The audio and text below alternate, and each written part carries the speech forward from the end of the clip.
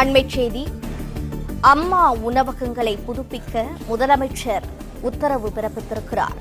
சென்னை மாநகராட்சியில் அம்மா உணவகங்களை புதுப்பிக்க முதலமைச்சர் விஜய் உத்தரவு பிறப்பித்திருக்கிறார். அண்மைச் செய்தியாக பார்க்கிறோம். சென்னை மாநகராட்சியில் உள்ள அம்மா உணவகங்களை புதுப்பிக்க முதலமைச்சர் உத்தரவு பிறப்பித்திருக்கிறார்.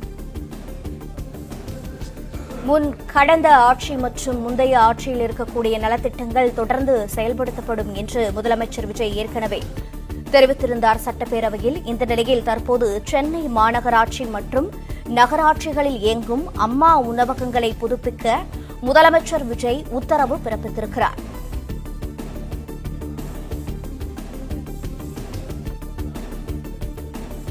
இது பற்றிய விவரங்களை தர இணைப்பில் இருக்கிறார் செய்தியாளர் ராஜகுமரன். ராஜகுமரன், வணக்கம்.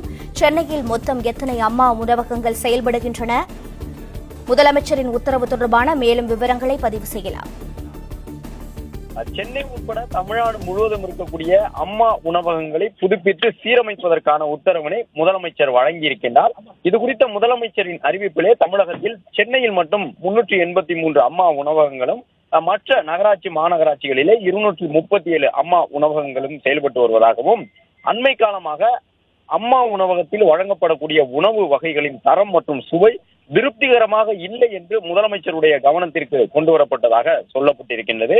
இதன் காரணமாக முதலமைச்சர் அரசு துறை செயலாளர்களுடன் ஆலோசித்து அம்மா உணவகங்களுக்கு தேவைப்படக்கூடிய உட்கட்டமைப்பு வசதிகளை மேம்படுத்துமாறும், சமையல் உபகரணங்களை உடனடியாக கொள்முதல் செய்யுமாறும், அம்மா உணவகங்களில் சுவையுடன் கூடிய தரமான உணவு வகைகளை தங்குதடையின்றி பொதுமக்களுக்கு வழங்கவும் ஆணையிட்டிருக்கின்றார்.